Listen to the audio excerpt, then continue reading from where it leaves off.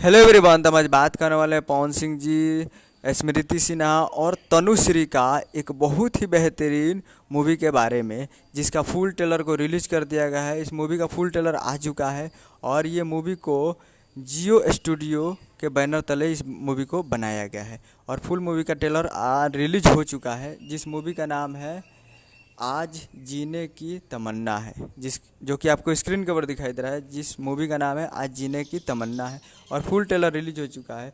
Official trailer releasing on 22 जुलाई को सुबह 6:15 पे फुल ट्रेलर को रिलीज़ कर दिया गया है। यानी 22 जुलाई को सुबह 6:15 पे फुल ट्रेलर आ चुका है और फुल ट्रेलर को रिलीज़ कर दिया गया है। और आपको इस मूवी में देखेंगे मेन लीड रोल में स्टारकास्ट में पवन सिंह जी, स्मृति सिन्हा और तनुश्री। तो बहुत ही बेहतरीन मूवी है और ज़बरदस्त है। तो इसका ट्रेलर आप जाकर देख सकते हैं। तो जाइए और जाकर देखिए कहानी। उम्मीद करूँ कि वीडियो अच्छा लगा और चैनल को सब्सक्राइब बेल आइकन पर प्रेस ताकि पवन सिंह जी और खेसारी लाल यादव जी का लेटेस्ट न्यूज़ लाते रहे। और वीडियो अच्छा लगा तो वीडियो को एक लाइक कीजिए।